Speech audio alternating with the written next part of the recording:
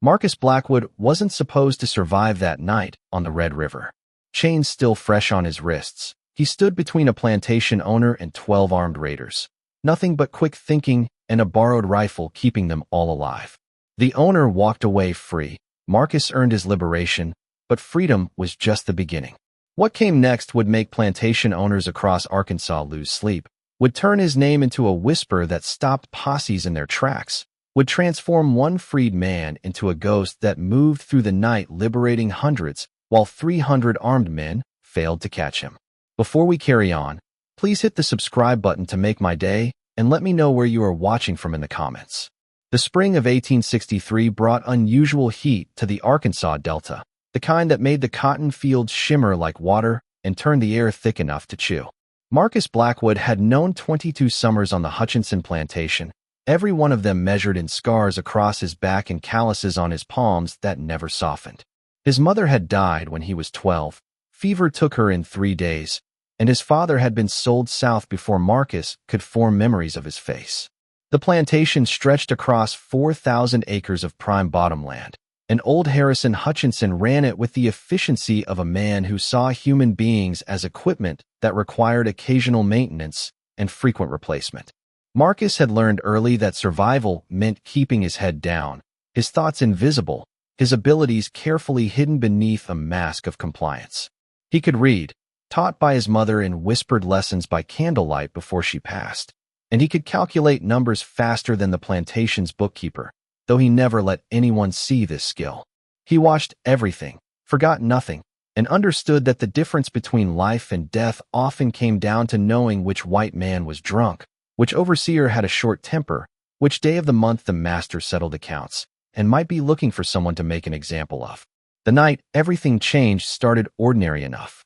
Harrison Hutchinson had taken to riding the property boundaries after dark, checking fence lines and watching for runaways.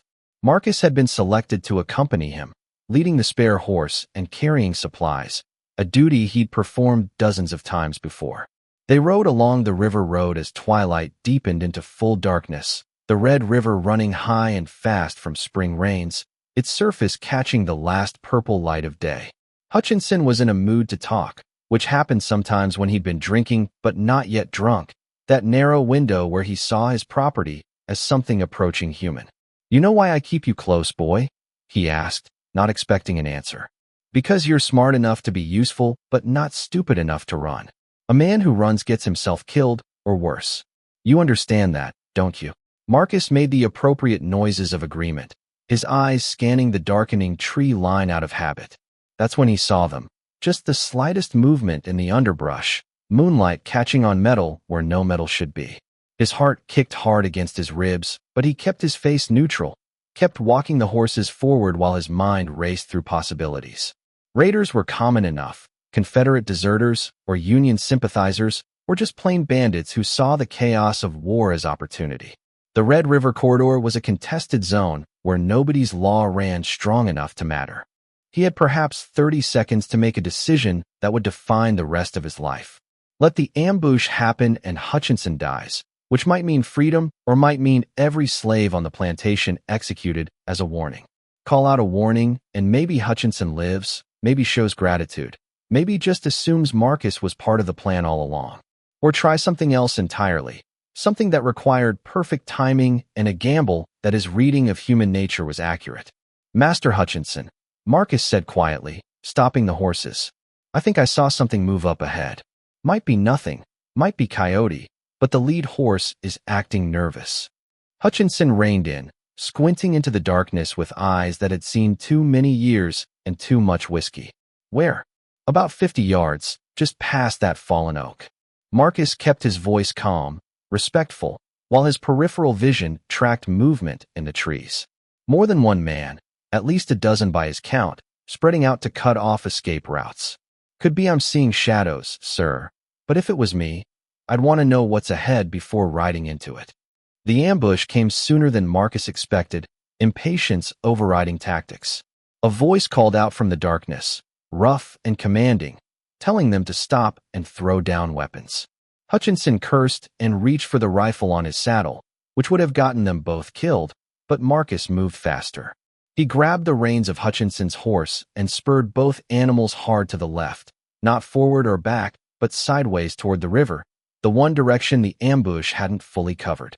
Gunfire erupted behind them, muzzle flashes bright in the darkness, bullets whipping past close enough that Marcus felt the air displacement. Hutchinson was yelling something, holding onto his saddle horn as his horse plunged down the riverbank, but Marcus was already thinking 3 moves ahead. The river was high, the current strong, but there was a sandbar about 200 yards downstream where the channel split, a place he'd noticed on previous rides because noticing everything was how he'd stayed alive this long. They hit the water hard, the horses struggling against the current, and Marcus could hear shouting from the bank as the raiders tried to track them in the darkness. He kept low over his horse's neck, guiding the animal with his knees more than the reins, letting the current do half the work of carrying them downstream. Hutchinson had lost his hat and his rifle, was focused entirely on not drowning, which gave Marcus the seconds he needed to position them right. The sandbar came up fast, a pale streak in the dark water, and Marcus aimed the horses for its upstream edge where the current was weakest. They crashed onto solid ground with enough force to nearly unseat them both. But Marcus was already moving, pulling Hutchinson from his saddle and dragging him into the cover of a driftwood pile that had accumulated on the bar. Behind them, upstream, he could hear the raiders arguing about who was going to wade into the river in the dark. "Stay quiet and stay low," Marcus whispered, and Hutchinson for once had the sense to listen. They lay in the wet sand and rotting wood, mosquitoes finding them instantly, while voices called back and forth across the water. Marcus counted men by their voices, listened to their arguments, learned their names and their hesitations. 12 of them, Confederate deserters by their talk, looking for easy pickings and not particularly interested in dying for it. After 20 minutes, the voices withdrew, moving back up the river road, probably figuring their targets had drowned or gotten away clean. Marcus waited another 30 minutes, counting his heartbeats to mark time, before he finally moved. Hutchinson was shaking, whether from cold or fear Marcus couldn't tell and didn't particularly care, but the old man was alive, and that was what mattered for what came next. They walked the horses back to the plantation as dawn painted the eastern sky pink and gold, neither man speaking much. Marcus had time to think about what he'd done, the implications spreading out in his mind like ripples from a stone thrown in still water. He'd saved Hutchinson's life, that was undeniable, but more than that, he'd shown competence and quick thinking under pressure, had demonstrated value beyond the muscle needed to pick cotton or clear timber. When they reached the main house, Hutchinson dismounted stiffly and stood looking at Marcus for a long moment. The plantation was starting to wake around them, smoke rising from cabin chimneys, roosters calling, the machinery of bondage grinding into motion for another day. "You saved my life tonight," Hutchinson said finally, each word seeming to cost him something. "That business about seeing movement, you spotted that ambush before I did. Then you got us out when most men would have frozen up." Marcus kept his eyes respectfully lowered, waiting to see which way this would fall. Gratitude was a fickle thing among men who owned other men. Sometimes it flowered into genuine feeling, and sometimes it curdled into resentment at being seen as weak or in need of saving. "I'm giving you your freedom," Hutchinson continued, and Marcus felt the words hit him like a physical blow. "Papers will be drawn up proper, legal, and binding. You'll have your manumission by week's end. Beyond that, I'm giving you $200 gold, a horse, and a rifle. Figure that's fair payment for keeping me alive." The world seemed to tilt sideways for a moment, 22 years of captivity suddenly ending because of one night, one decision, one gamble that had paid off in ways Marcus was still processing. Freedom papers, real and legal, the kind that might actually protect him if he could get far enough from the war zone. Money enough to start something, somewhere. A horse meant mobility. A rifle meant he could defend himself or hunt or trade for supplies. "Thank you, sir," Marcus managed, his voice steady despite the earthquake happening inside his chest. "I'm grateful for your generosity." But even as he said it, even as he felt the joy and terror of impending freedom, another feeling was growing underneath it all. He thought about the 400 souls still chained on this plantation, the thousands more scattered across Arkansas and the South, the system of bondage that had swallowed his mother and father and would swallow generations more if nothing changed. Freedom for one man while hundreds remained in chains suddenly felt less like salvation and more like escape, and Marcus Blackwood had never been comfortable with escape.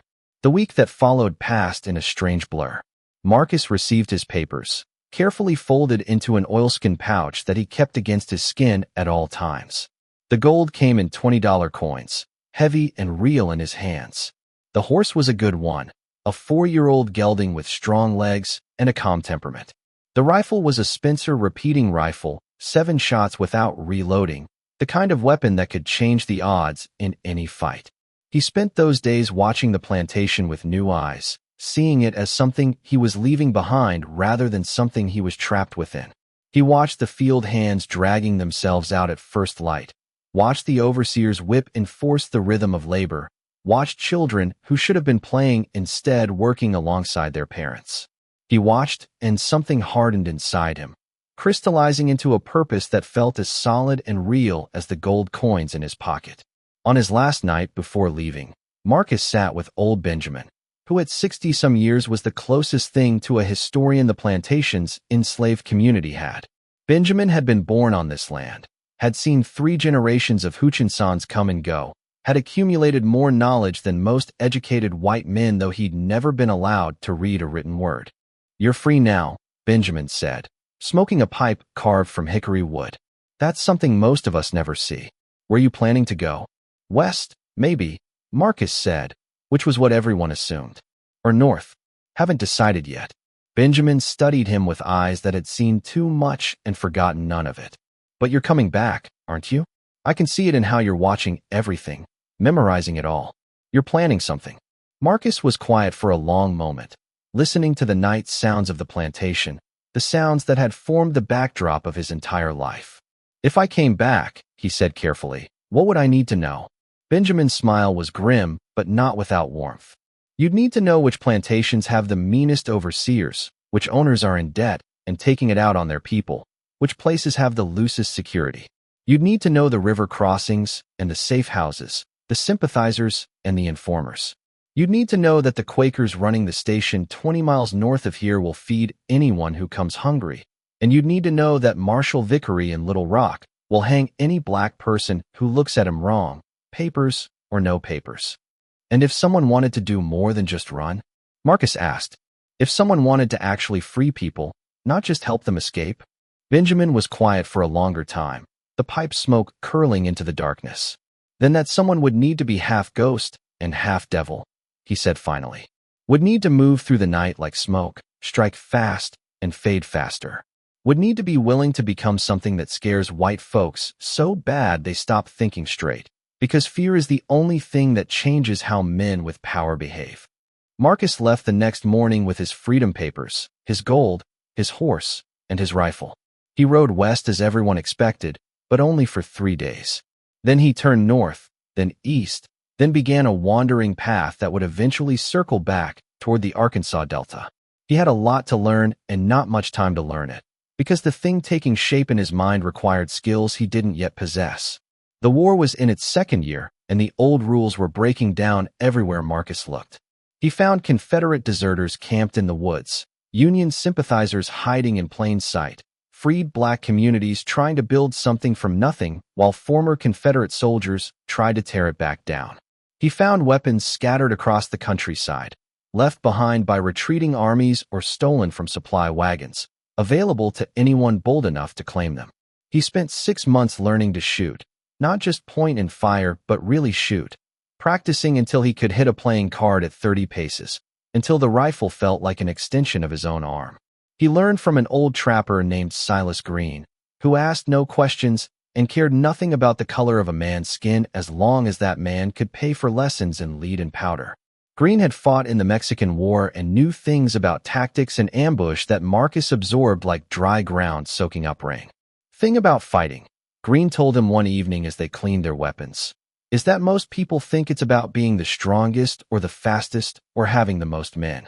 But really it's about understanding fear.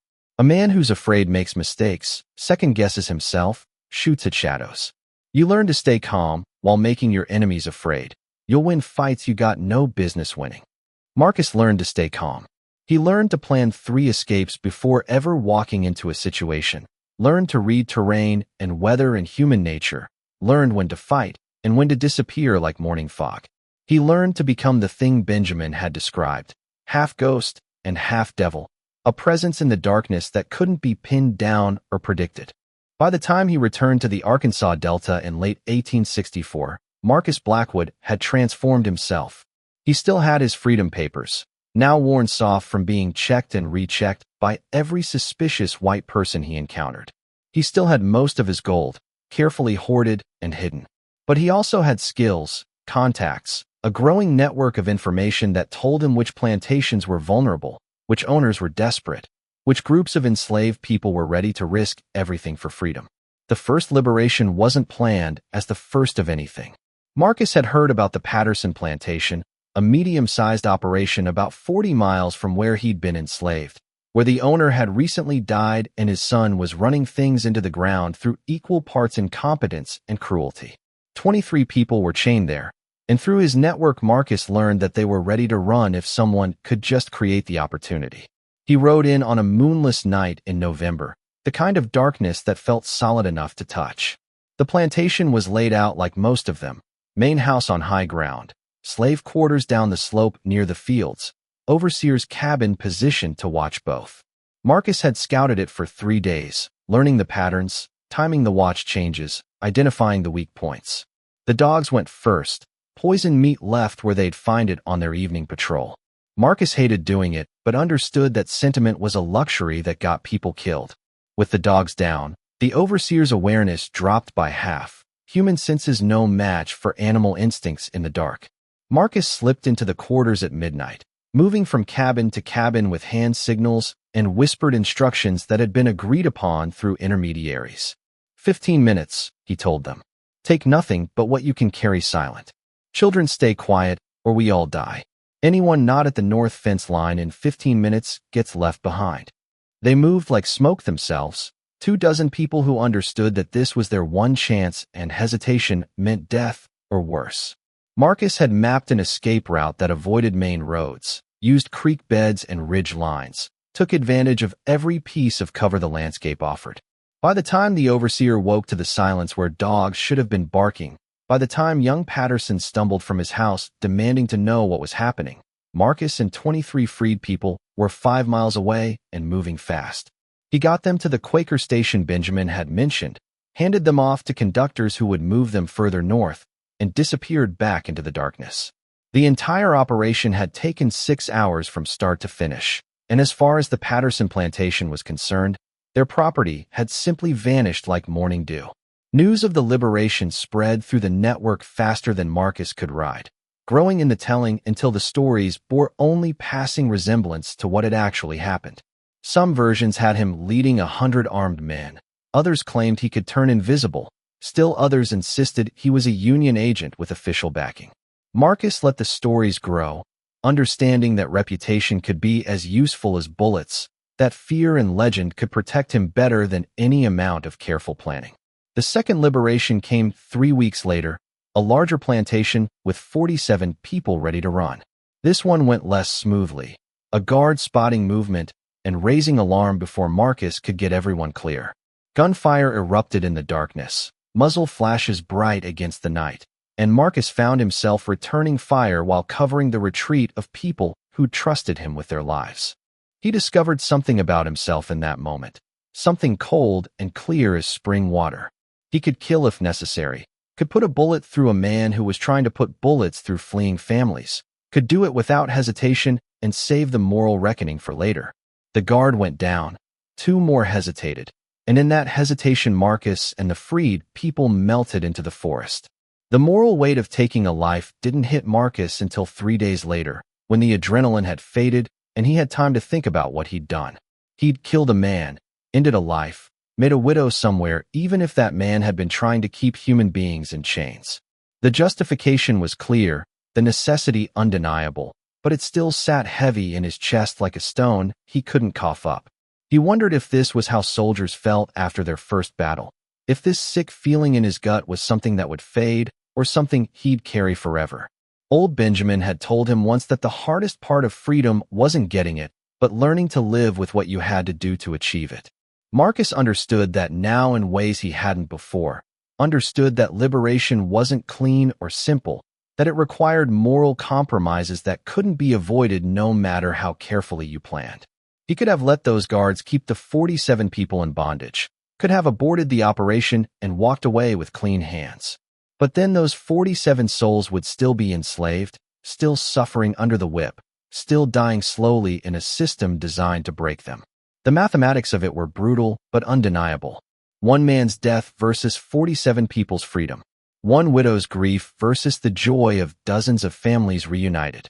The equation balanced in favor of the liberation, but that didn't make the weight any lighter, didn't erase the knowledge that he'd crossed a line that couldn't be uncrossed. Marcus Blackwood was no longer just an escaped slave helping others escape. He was something more dangerous, something that would haunt plantation owners' nightmares, something that could and would kill to achieve its purpose. He practiced with the rifle every day after that, not because he wanted to get better at killing, but because if he was going to do it, he owed it to everyone involved to do it well. A clean shot meant less suffering, meant faster results, meant fewer chances for things to go wrong and get innocent people hurt. Silas Green noticed the change in Marcus's approach, the way he focused not just on accuracy, but on speed and decision-making under pressure. "You've got the look now," Green said one afternoon as they packed up after a session. "The look of a man who's seen the elephant and knows he'll see it again. Most people practice shooting like it's a skill they might need someday. You practice like your life and other people's lives depend on whether you can hit what you're aiming at in the dark while someone's shooting back. That's the difference between playing at being a gunfighter and actually being one."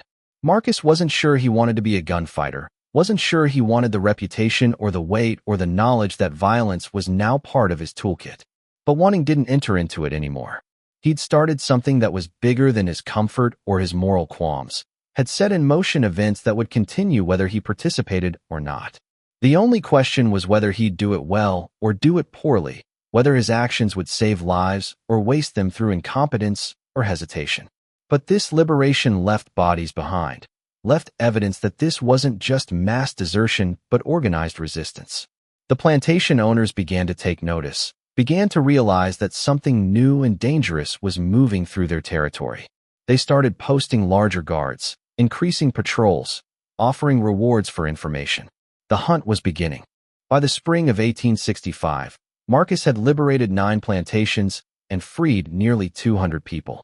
He'd also acquired help, 2 people who would become essential to everything that followed. The first was Elijah Turner, a freeman who'd bought his own papers 10 years earlier and now worked as a river pilot, moving up and down the Arkansas and Red Rivers with legitimate business that gave him perfect cover for gathering information. Elijah was 40-something, quiet and observant, with contacts in every river town from Little Rock to Shreveport. "I can tell you which plantations are weak, which owners are drinking themselves to death, which overseers are brutal enough that the people there will risk anything to get out," Elijah told Marcus when they first met. "I can tell you when cotton shipments are moving, when guards are pulled off to deal with other trouble, when the moment is right. But I can't do what you do, can't move through the night like you do. So we help each other, yeah?" The second person was Ruth Caldwell, and she complicated things in ways Marcus hadn't anticipated. Ruth was 25, had escaped from a Mississippi plantation 3 years earlier, and now worked the same underground network from a different angle. Where Marcus freed people through force and careful planning, Ruth specialized in intelligence and infiltration. She could pass as a house servant, could read and write better than most educated whites, could gather information while appearing to be nothing more than another piece of furniture. She was also beautiful in a way that made Marcus catch his breath, which he tried very hard not to let show. Beauty was dangerous, attraction was a distraction, and both could get people killed if he wasn't careful. But Ruth had no interest in being protected or kept at distance, made it clear from their first meeting that she was a partner in this enterprise, not someone who needed looking after. "I've been doing this work since I got free," she told him, her voice carrying the kind of certainty that came from surviving what should have killed you.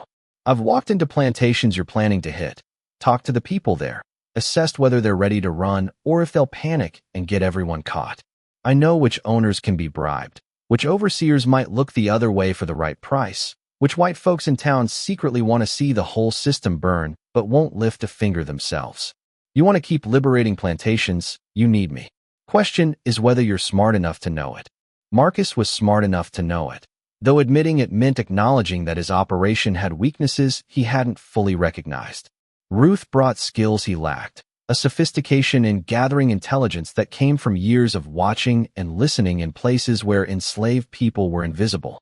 She could read not just words, but people, could assess character and motivation with accuracy that bordered on uncanny.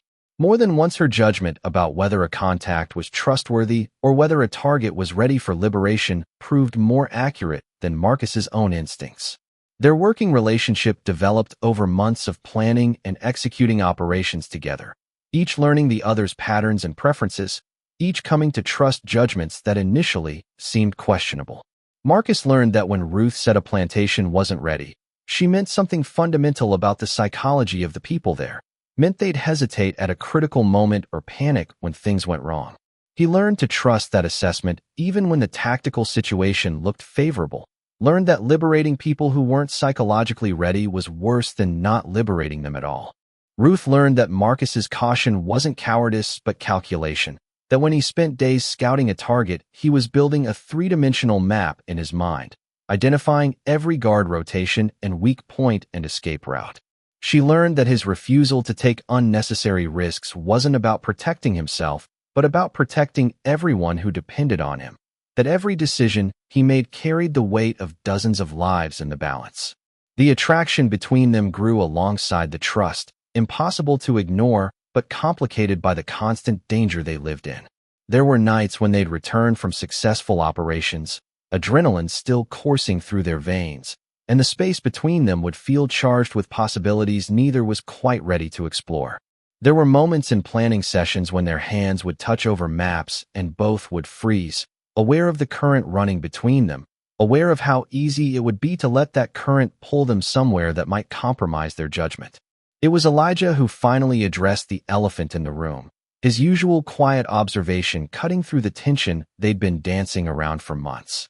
"You two need to figure out what you are to each other," he said one night after a particularly successful operation. "Not because I care about your personal business, but because the uncertainty is affecting your decision-making.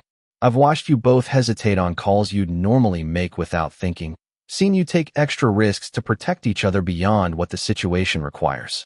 Either commit to each other and factor that into planning, or keep it professional and stop the halfway measures that are going to get someone killed."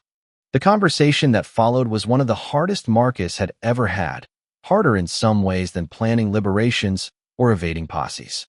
Talking about feelings required vulnerability he wasn't comfortable with, required admitting that Ruth had become more important to him than tactical wisdom suggested was safe. But Elijah was right about the uncertainty affecting their work, right that the unresolved tension between them was creating blind spots in their planning. "I've lost everyone I ever cared about," Marcus finally told Ruth, the words coming out rough and unpolished. "My mother died when I was 12. My father was sold when I was too young to remember him. Old Benjamin, who was like a grandfather to me, is still enslaved, and I can't risk going back for him, because drawing attention to the Hutchinson plantation would be strategic suicide. I've spent my whole life learning not to get attached, because attachment means grief, means weakness, means giving your enemies leverage they can use against you. And then you showed up and made me feel things I thought I'd trained myself out of." Ruth listened without interrupting, her face unreadable in the lamplight, and Marcus couldn't tell if he was saying the right things or pushing her away with his honesty. When he finished, she was quiet for a long moment before responding, her words chosen with the same care she applied to intelligence gathering. "I've lost people too," she said. "Lost them to sale, to violence, to disease, to the 100 ways this system destroys families and relationships. I promised myself when I got free that I wouldn't let fear of loss stop me from living, that I wouldn't let the slavers take anything more from me than they already had. If I refuse to feel things because feeling things might hurt, then they've won even though I'm free. So yes, I care about you. Yes, that creates vulnerability that could be exploited. But I'd rather have that vulnerability than live like I'm still in chains even after the chains are gone." The three of them formed a team that functioned with increasing efficiency, each bringing skills the others lacked.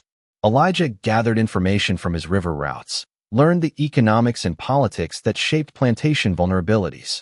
Ruth infiltrated and assessed, determined readiness and identified obstacles. Marcus planned and executed, turned intelligence into action, led the actual liberations. By the time the war officially ended in April 1865, they'd freed 12 plantations and nearly 400 people.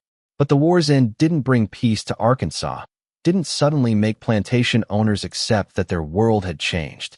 If anything, the defeat of the Confederacy made them more desperate, more vicious, more determined to maintain control through terror and violence. The backlash came in the summer of 1865, organized and brutal. A coalition of plantation owners pooled resources and hired Jonathan Hale, a former Confederate cavalry officer who'd made a reputation for ruthless efficiency during the war. Hale was given a simple mandate and unlimited resources to achieve it: find whoever was organizing these liberations and make an example that would discourage any future attempts. Jonathan Hale was 42 years old, scarred from a dozen battles, and possessed of the kind of mind that treated warfare as chess played with human pieces. He'd commanded raiders during the war, specialized in disrupting Union supply lines and communications, understood how to find and destroy networks that tried to operate in shadow. The plantation owners had chosen well, Marcus realized when word reached him about Hale's involvement. This wouldn't be guards shooting at shadows or sheriffs chasing rumors. This would be someone who understood how to fight an asymmetric campaign. Hale spent his first 2 weeks doing nothing but gathering information, interviewing plantation owners about the pattern of attacks, studying maps to identify likely escape routes and safe houses, building a profile of his adversary based on actions rather than legends. He was methodical in a way that previous hunters hadn't been, understood that catching Marcus required understanding how he thought and where his vulnerabilities lay.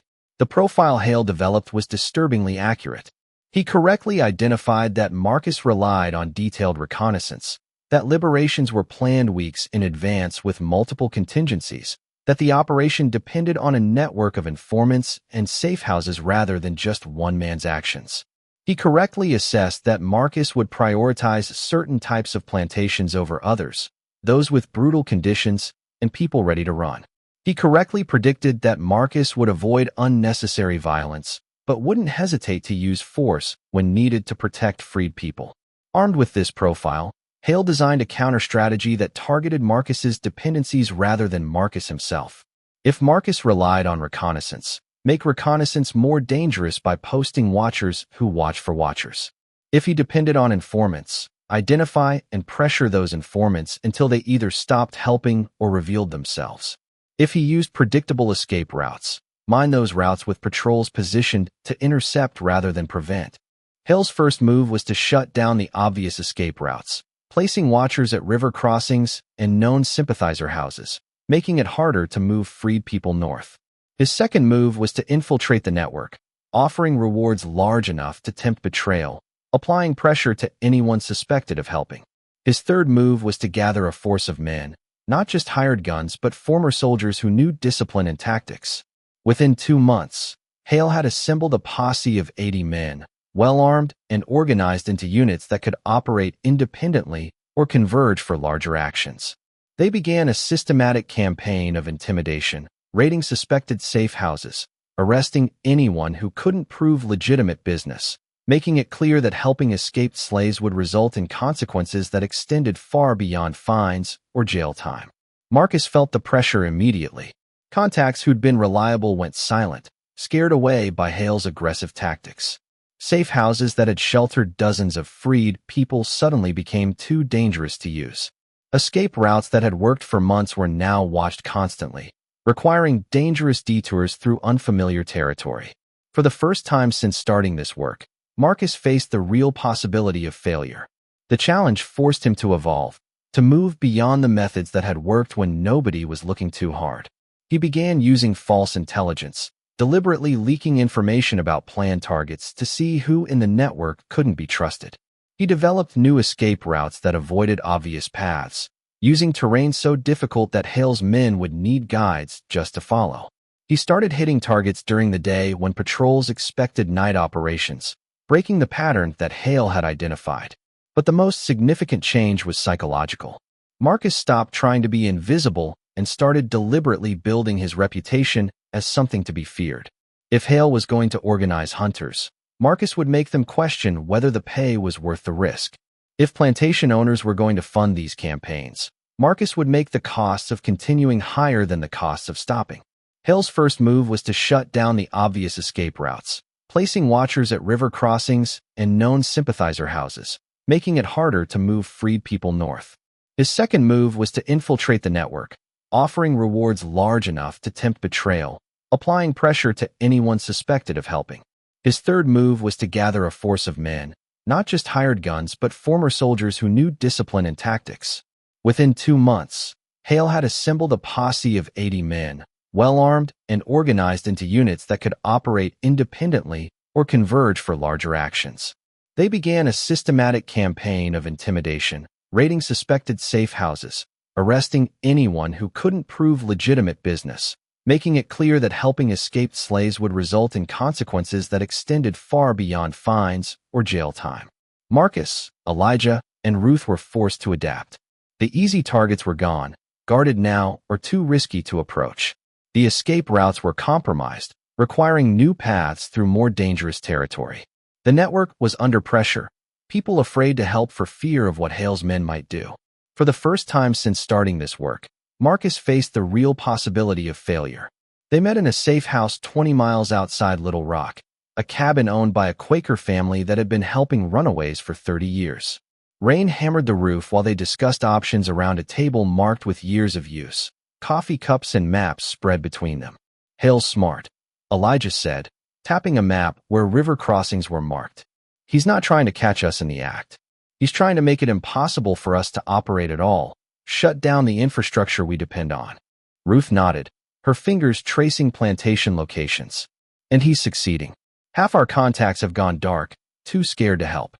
The other half are being watched so closely that using them would just lead Hale right to us. We need to change how we operate, or this is over." Marcus had been thinking about this for days, turning the problem over in his mind like a puzzle box that refused to open. They couldn't match Hale's resources or firepower, couldn't win a direct confrontation against 80 trained men. But they didn't need to win that fight. They needed to make Hale's employers decide the cost of continuing was higher than the benefit. "We've been thinking about this wrong," Marcus said slowly, the idea crystallizing as he spoke. "We've been trying to stay invisible, avoid confrontation, slip in and out without being seen. That worked when nobody was looking hard. But now someone is looking hard, and hiding isn't going to work anymore. So what's the alternative?" Ruth asked, though her eyes suggested she was already following his logic. "We make them afraid," Marcus said. "Not the people we're freeing, but the people hunting us. We've been ghosts, but ghosts can be ignored if you're brave enough or stubborn enough. We need to become something worse than ghosts, something that makes Hale's men question whether the money is worth it, makes the plantation owners wonder if hiring Hale was their biggest mistake." Over the next 3 months, they executed a campaign that was part psychological warfare, part targeted disruption. Instead of avoiding Hale's patrols, they ambushed them, hit-and-run attacks that inflicted casualties and disappeared before reinforcements could arrive. Instead of trying to move large groups of freed people, they focused on high-value targets, liberating the plantations of the men funding Hale's operation. The ambush that became legendary happened in September 1865, on a road between 2 plantations where Hale had concentrated his forces. Marcus knew from Ruth's intelligence that a patrol of 15 men would be passing through a particular stretch of forest at dawn, part of the routine that Hale had established to maintain security. 15 against 3 were poor odds in open ground, but Marcus had no intention of fighting fair or on open ground. They spent 2 days preparing the ambush site, using every trick Marcus had learned from Silas Green and every trick he'd improvised since. Fallen trees channeled the patrol into a killing zone. Positions in the high ground gave clear fields of fire. Escape routes were mapped and rehearsed until they could execute them blind. When Hale's patrol rode into the trap, Marcus and his team had every advantage except numbers. The fight lasted 90 seconds. Marcus dropped the lead rider with his first shot. Elijah took the rear guard, and Ruth's rifle barked from the opposite ridge, creating crossfire that turned the patrol's formation into chaos. The surviving men scattered, more interested in survival than pursuit, and by the time they regrouped, Marcus and his team were 2 miles away and moving fast through terrain they'd scouted thoroughly. But Marcus had left something behind, deliberately and with careful calculation. On the trail, weighted down with a stone so it wouldn't blow away, was a note written in Ruth's educated hand. The message was simple, direct, and designed to spread through the ranks like poison. To Jonathan Hale and the men hunting us, every patrol you send out might come back. Or it might not. Every plantation you guard might stay safe. Or it might be next.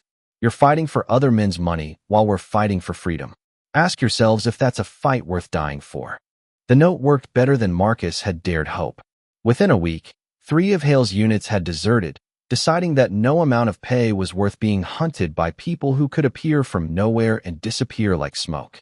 Within 2 weeks, plantation owners were arguing with Hale about tactics, costs, and whether this campaign was achieving anything except getting men killed. Within 3 weeks, Hale himself was forced to admit that his 80-man force was now barely 40, and those 40 were looking over their shoulders constantly. But Hale wasn't finished, wasn't the type to give up just because the odds had shifted. He changed tactics, stopped trying to patrol everywhere, and focused on prediction. If he couldn't guard every plantation, he'd figure out which one Marcus would hit next and be waiting when they arrived. It was smart thinking, the kind that required Hale to get inside Marcus's head and understand the pattern of their operations. The trap was set at the Daniels plantation in November, a medium-sized operation with known brutal conditions and 37 people ready to run. Hale reasoned correctly that Marcus couldn't resist liberating a place where the need was so great, positioned his remaining men in concealed positions around the property, and waited for the attack that seemed inevitable. Marcus almost walked into it. Almost. The only thing that saved them was Ruth's instinct that something felt wrong, a quality she couldn't quite articulate but had learned to trust. The plantation was too quiet, the guards positioned in ways that seemed designed to leave gaps rather than close them, the whole setup feeling like bait rather than security. They aborted the liberation, pulled back and watched from a distance, and after 6 hours saw Hale's men emerge from hiding positions, frustrated and tired from waiting in vain. The sight of those men, their numbers and positioning, told Marcus everything he needed to know. Hale had learned their pattern, anticipated their target, come within inches of ending everything. He's smarter than I gave him credit for, Marcus admitted that night, camped in forest thick enough that no patrol could surprise them. He's thinking like we think, trying to predict instead of react. We're going to have to change the pattern, do something he won't expect. What won't he expect? Elijah asked, checking his rifle out of habit more than necessity. Marcus was quiet for a long moment, staring into the small fire they'd risked for warmth and coffee. He expects us to keep liberating plantations, keep freeing people. That's the pattern, that's what we do. So we stop. Ruth looked at him sharply. Stop liberating plantations? That's our entire purpose. Stop for now, Marcus clarified. Make Hale think we've given up, gone north or west, or just faded away. Let him relax. Let his men relax. Let the plantation owners start to feel safe again. And while they're relaxing, we prepare for something bigger than anything we've done before. The plan was audacious to the point of insanity, which was precisely why Marcus thought it might work. Instead of hitting plantations one at a time, instead of moving small groups to safety, they would liberate 5 plantations in one night, a simultaneous operation that would require perfect coordination and spread Hale's forces too thin to respond effectively. The logistics were nightmarish, the risks enormous, but the potential payoff made it worth attempting. They spent 3 months preparing, from December 1865 through February 1866. During that time, they made no moves against plantations, let Hale's men stand down, watched as the coalition of owners began to fracture over continuing costs. They recruited additional help, a network of drivers and guides who could move freed people along multiple routes simultaneously. They stockpiled supplies at safe houses, prepared escape routes, coordinated with contacts who would shelter nearly 200 people on a single night. The 5 plantations were chosen for maximum impact and feasible logistics. All were within a 20-mile radius. All were owned by men who'd been most aggressive in funding Hale's campaign. All had people inside ready and waiting for the signal. The night chosen was February 19th, moonless and cold, with weather predictions suggesting fog that would make visibility almost zero. Marcus had never been more terrified in his life, understanding that if this went wrong it wouldn't just be his death, but the death of everyone who trusted him, the collapse of everything they'd built, the end of hope for hundreds still in bondage. But terror was an old companion by now, something he'd learned to acknowledge and move past, to channel into the kind of focus that kept people alive. The 5 teams moved out at midnight, each with their assigned target, each knowing that success depended on everyone executing perfectly. Marcus led the team hitting the largest plantation, 43 people to extract from a property where the owner kept armed guards in the quarters at night.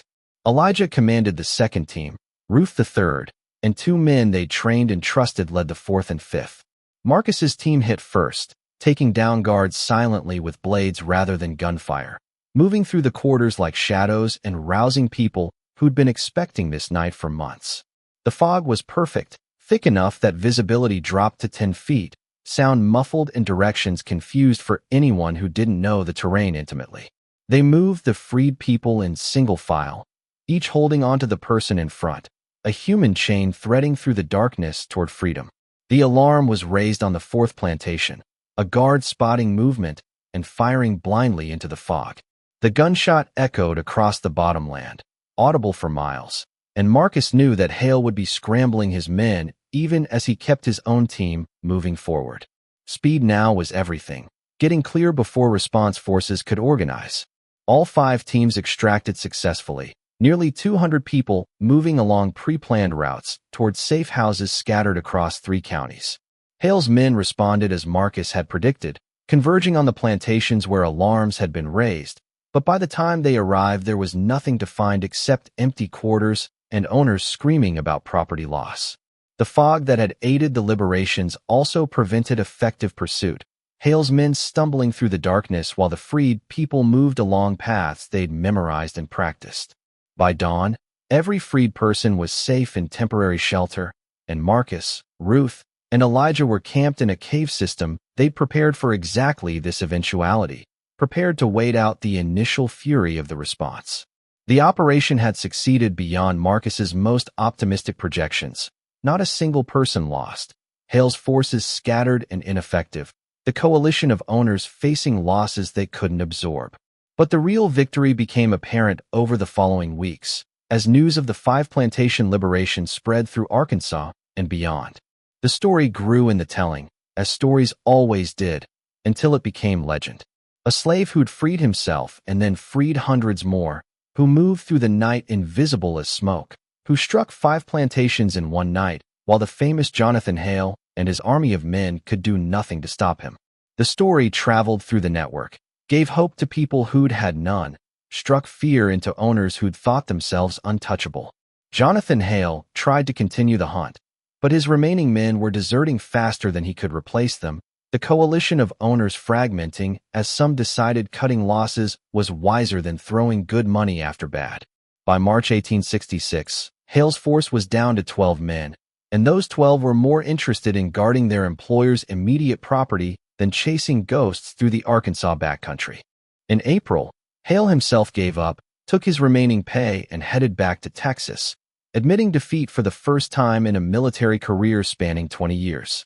The plantation owners who'd hired him tried to organize their own patrols, but without Hale's discipline and tactical knowledge their efforts were ineffective at best, dangerous to themselves at worst. Marcus, Ruth, and Elijah continued their work throughout 1866 and into 1867, though the nature of that work evolved as circumstances changed. With Hale gone and organized resistance collapsed, they could operate more openly, spend less energy on evasion and more on the actual work of liberation. They developed a reputation that preceded them, to the point where some plantations would surrender their enslaved workers rather than face the prospect of a night visit. The numbers grew steadily. 15 plantations by mid-1866, 23 by year's end, 31 by spring of 1867. The coalition of owners tried repeatedly to organize new hunting parties, at one point fielding a force of 120 men under a former Confederate colonel named Breckinridge. But these efforts faced the same problem that had doomed Hale. How do you fight an enemy you can't predict, can't track, who knows the terrain better than you do and has the support of the very people you're trying to control. Breckinridge's force lasted 3 months before collapsing from attrition and desertion. 2 more attempts followed, each smaller and less organized than the last. By 1868, the plantation owners had largely given up on armed resistance, focusing instead on political and legal maneuvers to maintain control in a world where the old certainties had crumbled.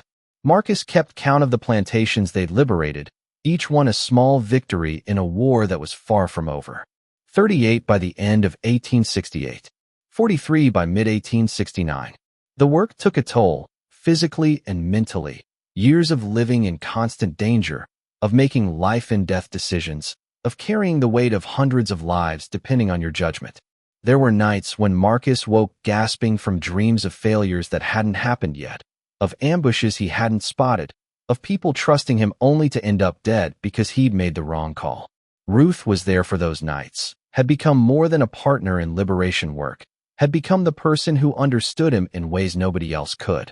Their relationship was complicated by the constant danger, by the knowledge that either of them might not survive the next operation, but it was also made more real by those same factors.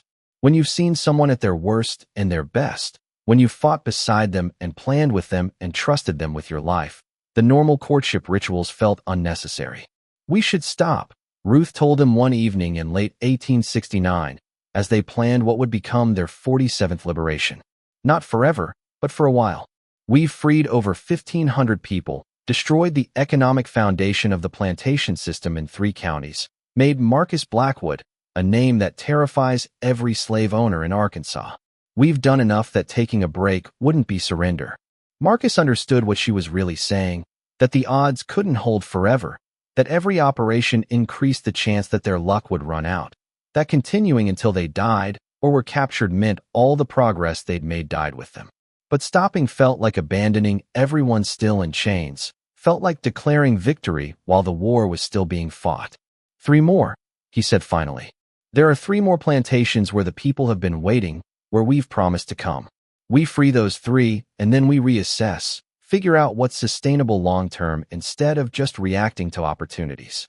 The 48th liberation went smoothly, a small operation freeing 19 people from a plantation whose owner had fled north and left everything in the hands of an overseer who barely cared. The 49th was more complicated, required careful timing and coordination with river transport, but still succeeded without casualties. The 50th, the last one before reassessment, should have been routine. The plantation was the Crawford Place, a large operation that had survived the war through a combination of debt and desperation.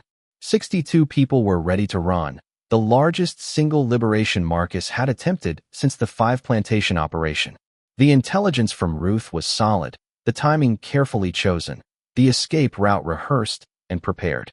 Everything should have worked perfectly, which should have been Marcus's first warning that something was wrong. They moved in at midnight. The team now expanded to 8 trusted operatives who'd proven themselves over multiple operations. The initial penetration went smoothly, guards down from poisoned whiskey, dogs silent from drugged meat, the quarters reached without alarm. But as they were gathering people for extraction, as 62 freed slaves were forming into groups for the journey north, gunfire erupted from the main house. Not random fire, not panic shooting, but disciplined volleys from multiple positions, a coordinated response that suggested planning and preparation. Marcus realized instantly what had happened. They'd been betrayed. Someone in the network had sold them out, and whoever had bought that information had set this trap with care. The main house was lighting up like a celebration, muzzle flashes bright in the darkness, bullets cutting through the air with sounds like angry hornets. "Move, move, move," Marcus shouted, abandoning any attempt at stealth for pure speed. The escape route they'd planned was likely compromised, blocked by more men waiting in ambush, which meant they needed to improvise a new path through terrain they knew but hadn't prepared. 62 people running through the darkness, some carrying children, all terrified but trusting that Marcus could get them to safety. They ran toward the river, the one direction that seemed least covered by the ambush, crashing through underbrush and stumbling over roots in near-total darkness. Behind them, Marcus could hear shouting and more gunfire, could hear mounted men organizing pursuit. He counted maybe 30 guns from the sound, significantly more than the plantation should have been able to field, which confirmed this was a coordinated effort. The river, when they reached it, was running high and fast, dangerous even in daylight, potentially lethal at night. But the alternative was being caught by armed men who had no interest in taking prisoners, who saw this as their opportunity to make an example that would discourage anyone else from attempting liberation. Marcus made the decision in seconds, knowing it was terrible and knowing it was the only option they had. "Into the water," he commanded, his voice cutting through the panic. "Hold on to each other. Don't let go no matter what. The current will carry us downstream, but we stay together. Anyone who can't swim, grab someone who can. We go now or we die here." They went into the river as gunfire erupted from the tree line, bullets striking water and sending up fountains of spray. The current grabbed them instantly, powerful and cold, dragging them downstream away from pursuit, but also away from any planned destination. Marcus kept his head above water, kept counting people, trying to ensure nobody got separated in the chaos and darkness. The river carried them for half a mile before the current slowed enough that they could fight toward the bank. Marcus helped pull people ashore, counting heads and trying to account for everyone. 59, 60, 61. One person missing, and Marcus's heart sank as he realized it was a young girl, maybe 8 years old, who'd been terrified of water. He went back in without thinking, swimming against the current and scanning the darkness for any sign of the child. The water was too murky to see beneath the surface, the night too dark to spot anything smaller than an adult. He dove repeatedly, hands searching blind through water that seemed determined to pull him under and keep him there. Ruth found him 10 minutes later, dragged him to shore more by force than persuasion, her face telling him what he already knew. The girl was gone, lost to the river, dead because he'd made the call to jump into dangerous water, dead because he'd failed to spot the trap before walking into it. The first person they'd lost in nearly 2 years of operations, and the weight of that death settled onto Marcus like a physical burden. They made it to a safe house eventually, all 61 survivors, but the operation was a failure in every way that mattered. One dead child, a network compromised by betrayal, the element of surprise gone now that plantation owners knew they could set traps and Marcus would walk into them. The 50 liberations they'd achieved suddenly felt hollow against the one they'd botched, the 1,500 freed feeling inadequate against the one girl they'd lost. Marcus was ready to quit right then, ready to say that Ruth had been right about stopping, that his luck had run out, and continuing would just get more people killed. But Elijah, quiet Elijah who rarely offered opinions on strategy, stopped him with a single observation. "If we stop now," Elijah said, "that girl died because we gave up. But if we learn from this, if we figure out what went wrong and make sure it never happens again, if we keep going and free hundreds more, then she died in service of something that mattered. Her death was a tragedy, but it doesn't have to be meaningless." It took Marcus 3 days to process that logic, to work through the grief and guilt enough to think clearly. They'd been betrayed, yes, but by whom? Someone with access to operational details, someone trusted enough to know the target and timing. The investigation took weeks, careful questions, and cross-checking information before they identified the informant, a man they'd brought into the network only months before, someone who'd seemed genuine but who'd been working for the plantation owners all along. The discovery led to new security protocols, compartmentalization of information, verification procedures for anyone granted access to sensitive details. The protocol should have been in place from the beginning, Marcus realized, but success had made them careless, had allowed assumptions about trust that weren't justified. The girl's death bought those lessons, expensive tuition paid in blood. They continued operations with new caution, hitting 3 more plantations over the next 6 months using procedures refined by painful experience. 51 liberations total, over 1,600 people freed, and no more losses to enemy action. The plantation owners tried twice more to organize hunting parties, fielding forces of 50 and 70 men respectively, but both efforts collapsed within weeks, unable to find targets that no longer followed predictable patterns. By late 1870, the nature of the work had changed fundamentally. The 13th Amendment had ended legal slavery throughout the United States, though implementation in the South was spotty and violent resistance continued. Marcus's work shifted from liberation to protection, helping freed people defend themselves against white terrorist groups trying to reimpose slavery through different names, helping communities organize and arm themselves against night riders and burning crosses. The legend of Marcus Blackwood had grown beyond anything resembling reality. Stories claimed he'd freed 100 plantations, that he'd personally killed dozens of men, that he was 7 feet tall and bulletproof and could disappear at will. The real Marcus was none of those things, just a man who'd gotten lucky more often than he deserved, who'd learned skills through necessity, who'd been in the right place at the right time and made decisions that happened to work out more often than they failed. But the legend served purposes the reality couldn't. The legend terrified people who needed terrifying, inspired people who needed inspiring, created a symbol that was larger than any individual. When plantation owners heard that Marcus Blackwood was operating in their area, many would flee or cooperate rather than face the prospect of a night visit. When freed communities heard the same name, they knew someone was watching out for them, someone who'd proven repeatedly that enslaved people could fight back and win. The final confrontation with organized opposition came in spring of 1871, when a coalition of plantation owners made one last attempt to crush the liberation movement. They pooled resources one final time, hired another former Confederate officer named Richmond who promised results where Hale and others had failed. Richmond assembled a force of 200 men, the largest yet fielded against Marcus's operations, and launched a campaign designed to destroy the entire support network. But Richmond made the mistake that everyone made when fighting an asymmetric war. He thought numbers and firepower would overcome tactics and terrain knowledge.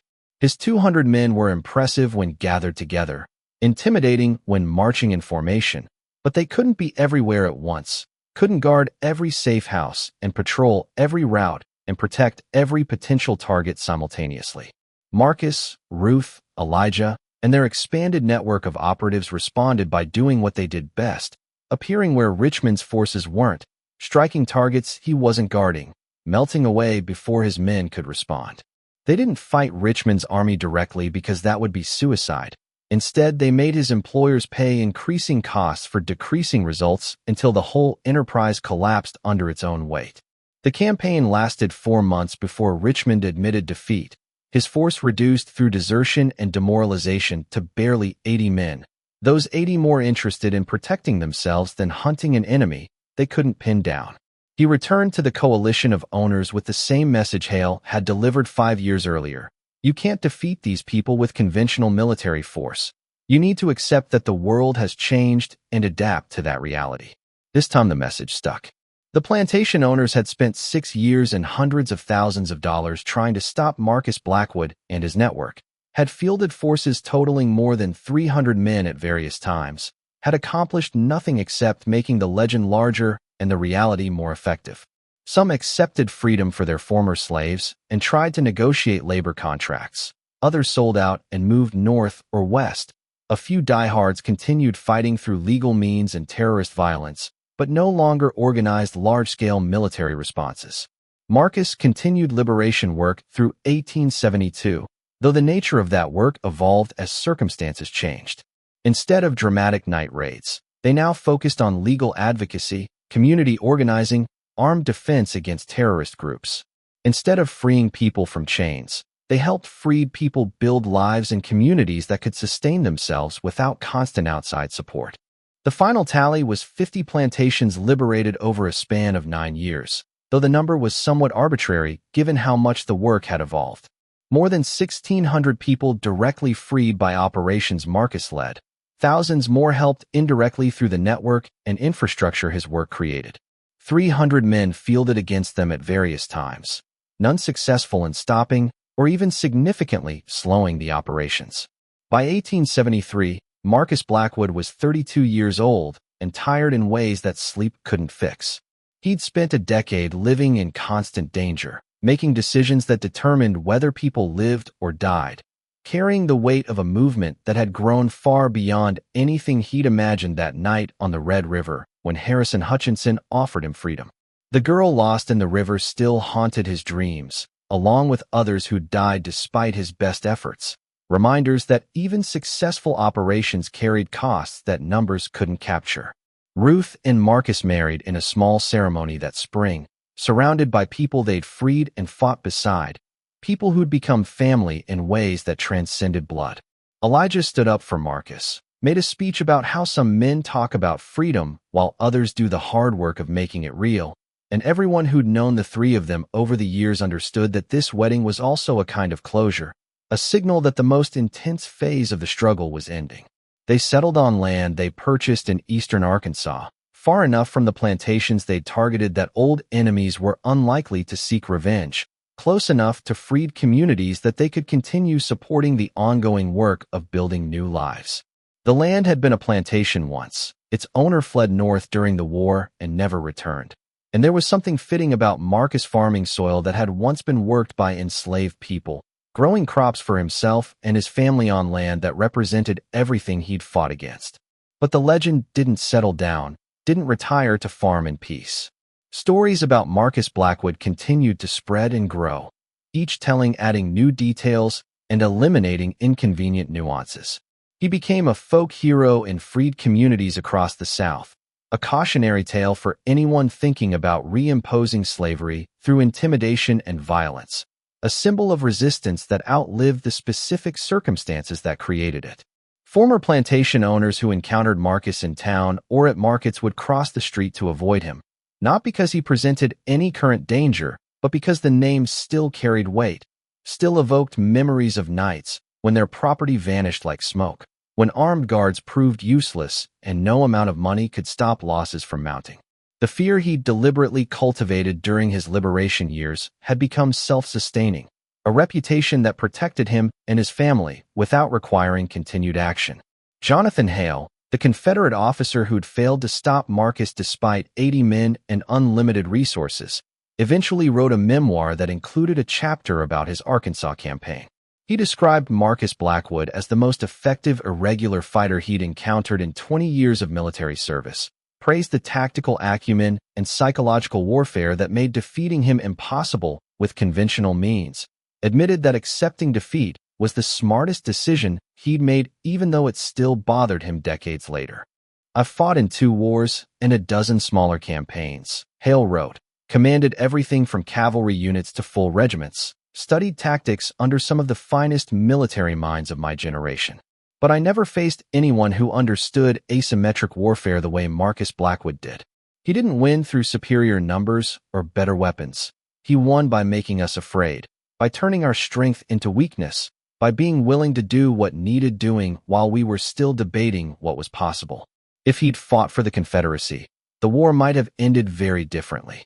The passage became famous in its own right, quoted in newspapers and books, used by military strategists studying irregular warfare, transformed into yet another layer of legend surrounding a man who'd started life as property and ended it as someone who terrified armed forces totaling hundreds of men.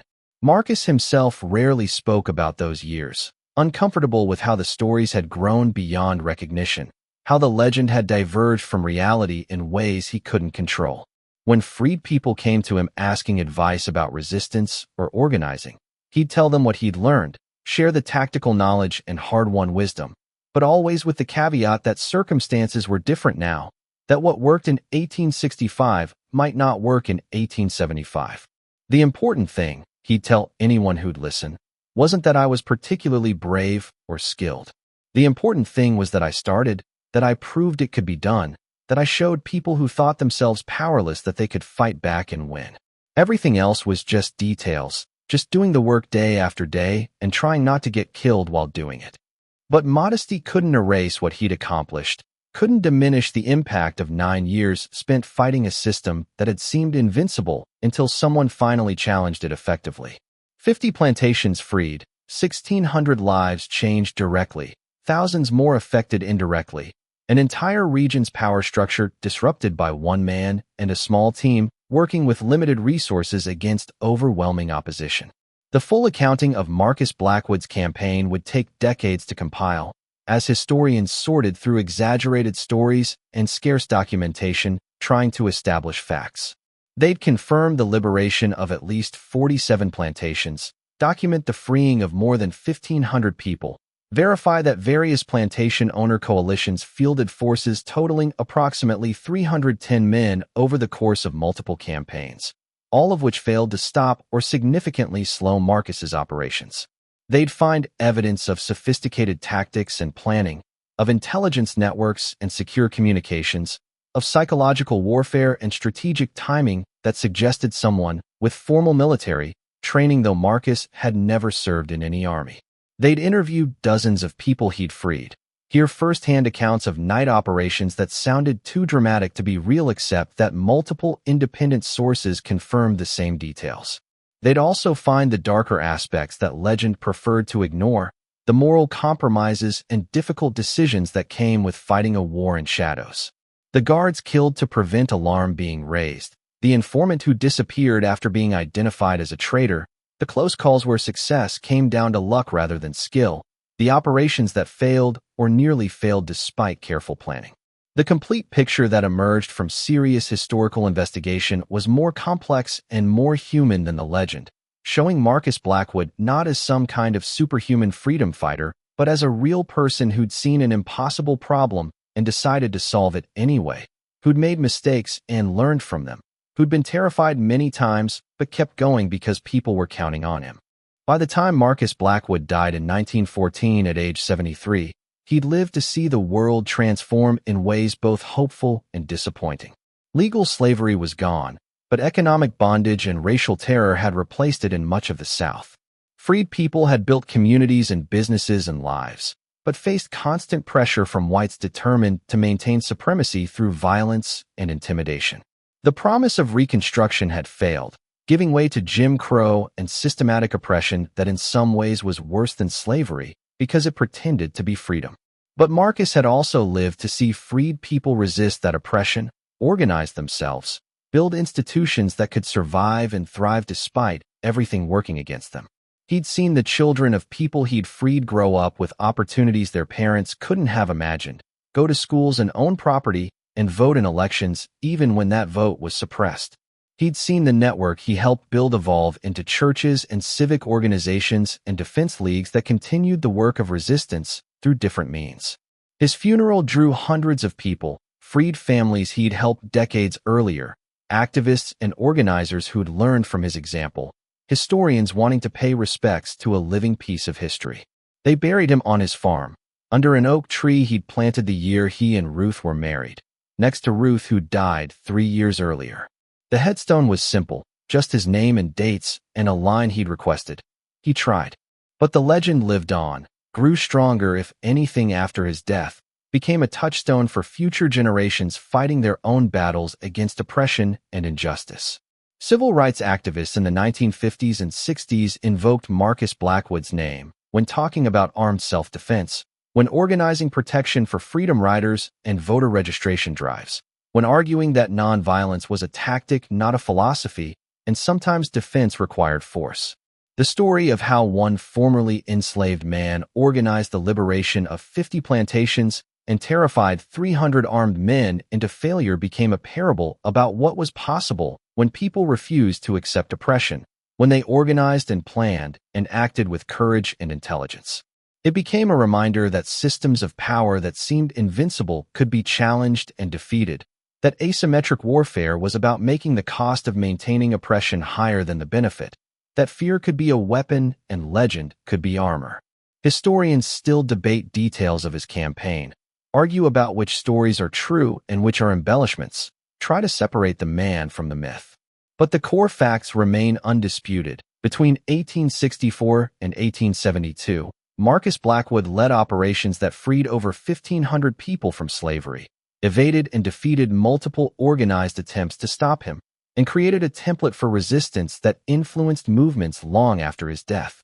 The plantation owners who'd spent fortunes trying to stop him, the Confederate officers who'd failed to catch him, the armed posses totaling hundreds of men who'd chased him without success. They all had to live with the knowledge that one determined person with a clear purpose and the courage to act had accomplished more than they could prevent. Their failure became as much a part of the legend as his success, proof that numbers and money and military training couldn't overcome someone who understood the landscape better, who moved faster, who was willing to take risks they couldn't counter. And somewhere in eastern Arkansas, on a farm that had once been a plantation, under an oak tree planted by a man who'd started life as property and ended it as legend, the legacy of Marcus Blackwood continued to inspire everyone who heard his story and thought that maybe, just maybe, one person really could make a difference if they tried hard enough and refused to give up when everyone said it was impossible. The work wasn't finished when Marcus died. Wouldn't be finished for generations, but he'd proven it could be done, that enslaved people could free themselves and others, that armed resistance to slavery could succeed when planned carefully and executed boldly. That knowledge, that example, that inspiration was perhaps his greatest legacy, worth more than all the plantations he'd freed or all the men he'd terrified, because it gave people hope when hope seemed impossible and courage when courage seemed foolish. In the end, Marcus Blackwood's story wasn't really about one man's achievements, impressive as those achievements were. It was about what happens when people refuse to accept oppression, when they organize and resist and fight back with everything they have. It was about the power of determination and intelligence over numbers and force. It was about proving that systems that seemed permanent could be challenged and changed and eventually defeated. And that story, that lesson, that inspiration, lived on long after the man himself was gone, continued to live wherever people fought for freedom against overwhelming odds, wherever someone looked at an impossible situation and decided to try anyway, wherever the legend of a slave-turned-gunfighter who freed 50 plantations and terrified 300 armed men gave courage to those who needed it most.